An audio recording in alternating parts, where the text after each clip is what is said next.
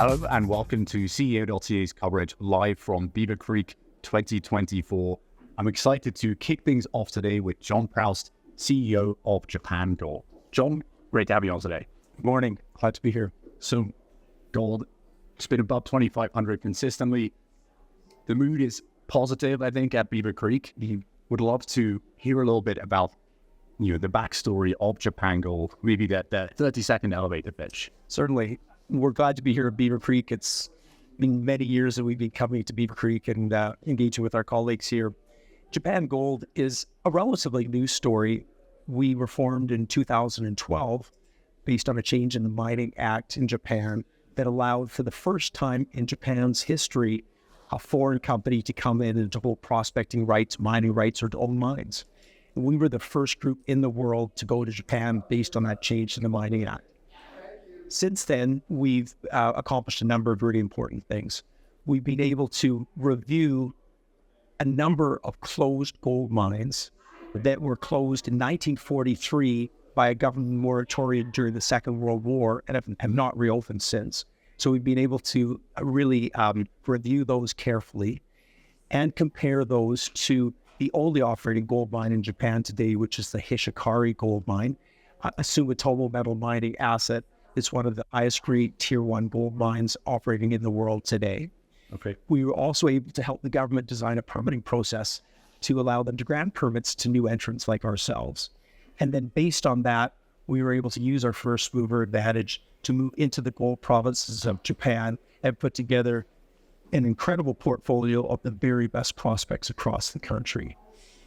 That portfolio has really attracted the interest of the major international mining community. Yeah, we have Corp as a significant investor, and then we have a countrywide or a strategic alliance with Baric Gold Corporation. That I'm happy to talk about more later, and that's basically advancing our business throughout the country now. So we're in a really great spot.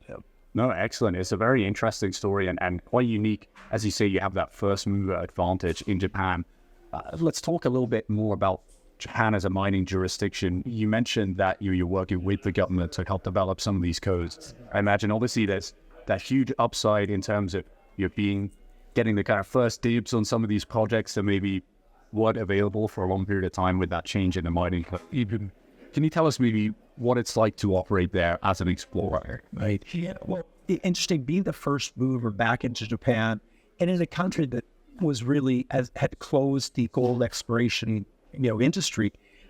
We've had to do a number of important things. The good news is, by being invited by the government to come to Japan to restart the industries and stimulate the economies in the areas where those closed gold mines were located.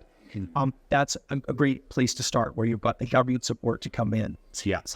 That's also allowed us to go in and educate a number of other stakeholders, the provincial or prefectural governments, the local governments, the town councils, and to bring the population up to speed that this endowment exists in Japan. Interesting. And there's time for us to restart it and to make those new discoveries that are going to be plentiful, we think, in Japan. Yeah, I guess there's a whole kind of education aspect when it comes to the local communities that might not be familiar with mining.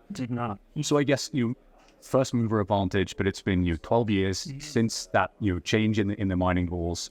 Have you seen any other competitors spring up in that time period?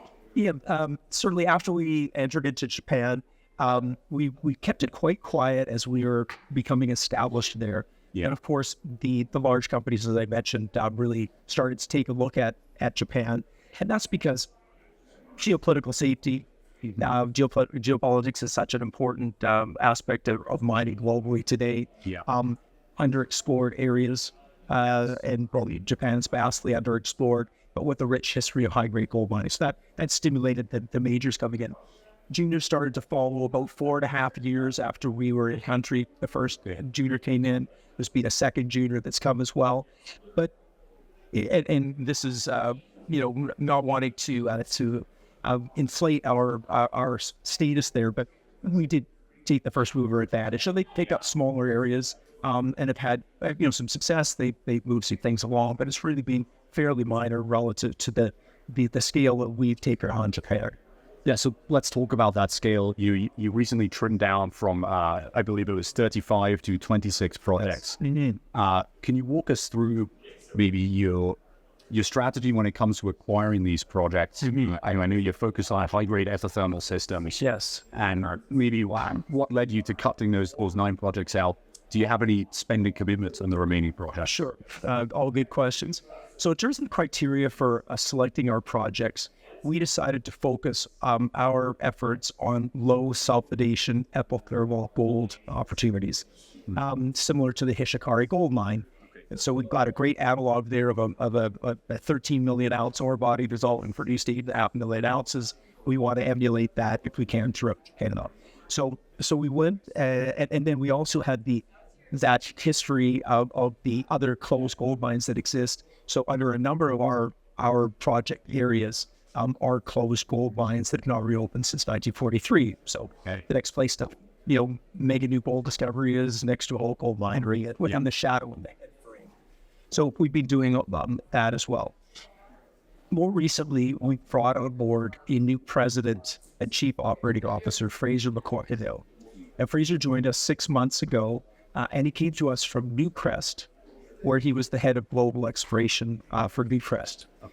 Fraser had been in Japan several times through Newcrest and through his own involvement, but also was one of the competitors with Newcrest that looked at becoming a partner with us in 2020 when we selected Baric as the ultimate partner. And so he had good familiarity with our portfolio. And so bringing Fraser on board, he's really done a number of important things. He's been able to take a vast amount of data that we've assembled in the last 12 years and really start to organize that data for discovery. So that's number one. Number two is that he's really helped define what is our target in Japan. And so by doing that, by identifying what our targets are, then we can carefully look back at our portfolio and go, some of these are just not for us. They're interesting, but maybe too small, maybe in the wrong setting.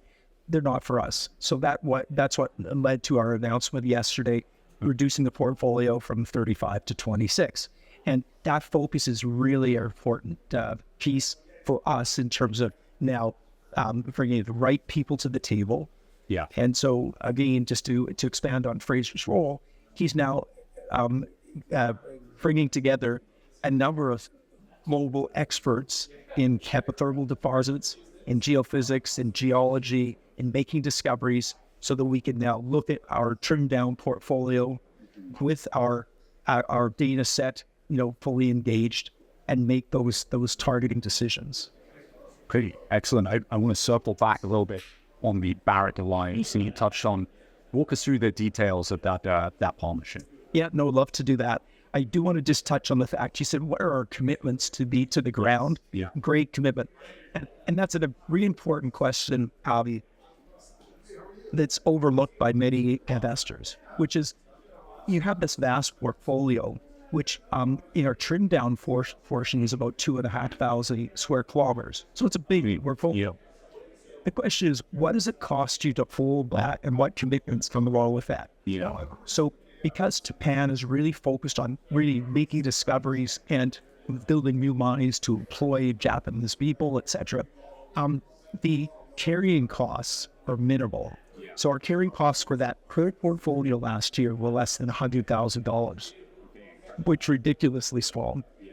In terms of commitments to those projects, there are no commitments to those projects. Basically, we present a business plan that is how we're going to advance in how to meet each project portfolio, and then we carry out those plans.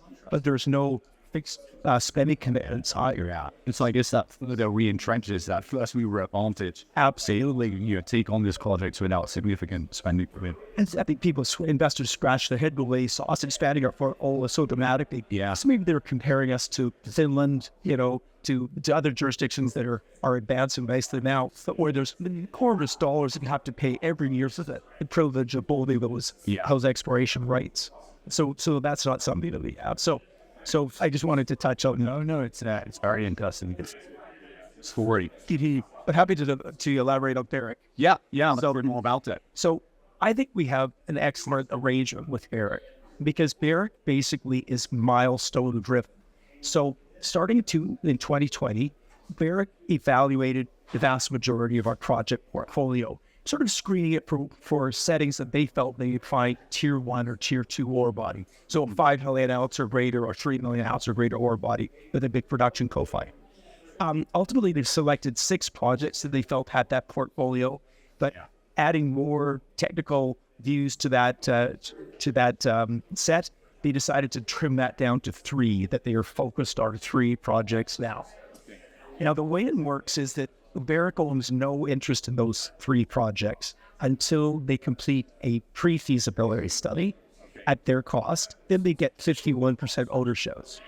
When they carry us to the bankable feasibility, then they get a 75% stake in the project. So we keep a 25% stake in a project, and then we'd be going forward jointly to fund the funding of a mine. And so that's a wonderful position for us to be in. Yeah.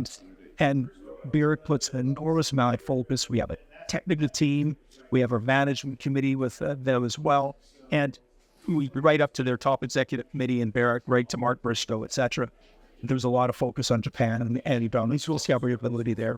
Be fantastic. And I guess coming from them really de-risk some of these projects as well. Well, it does. It really de-risks the projects for several reasons. One is that they can go anywhere in the world, but by focusing in on Japan and these projects, there's obviously something special there. Yeah. Secondly, Baric recognizes that there is a unique opportunity in Japan where if we're to put a mine into production, and it's a low sulfidation, epithermal setting, we can mine that ore and only just do a light crushing program on site, because that ore can basically be delivered right to a smelter.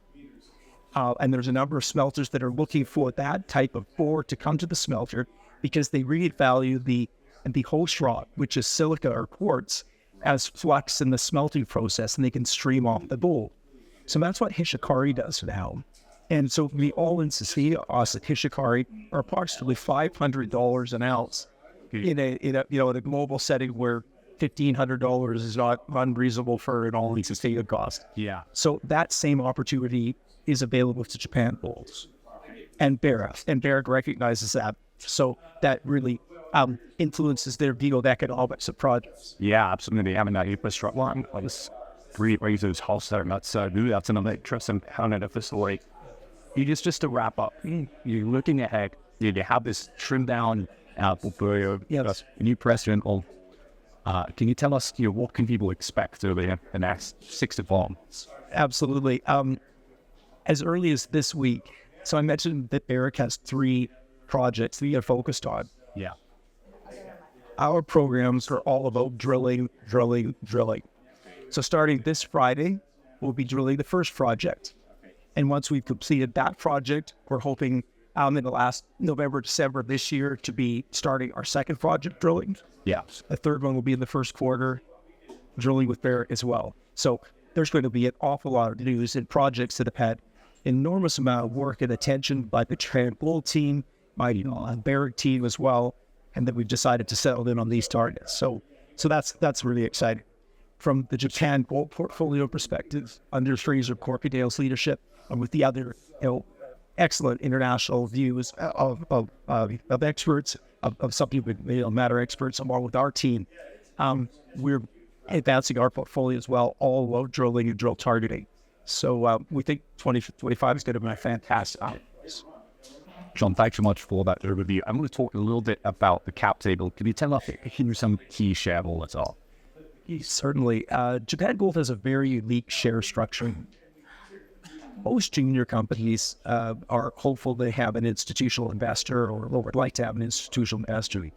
But we have such a unique offering, yet for the last 4 years, we've been engaged in interfacing with some of the largest institutions in the world. Yeah. And that's now translated into a 60% ownership stake. So institutions own 60% of the shares of Japan Gold today. And these are some of the largest institutions in the world, like BlackRock and Resource Capital Funds from Denver, Rothschilds, and there's a list of 12. And so those groups are there because they feel that they would like to be part of the story going forward. They take in total positions, yet hoping to be there for the larger dollar requirements when we go to build mines or Baric or Newmont or others. And so it's an important piece. In addition to that, Newmont owns 9%. And management owns 6%. So 75% of Japan's shares are held within very knowledgeable groups that are very focused on the long-term, aspect of this business and building mines. Great. Well, exciting times ahead for Japan Gold. Looking forward to hearing all those drill updates. John, thanks a lot for joining us. It's my pleasure. Nice to speak to you. Thanks for being here.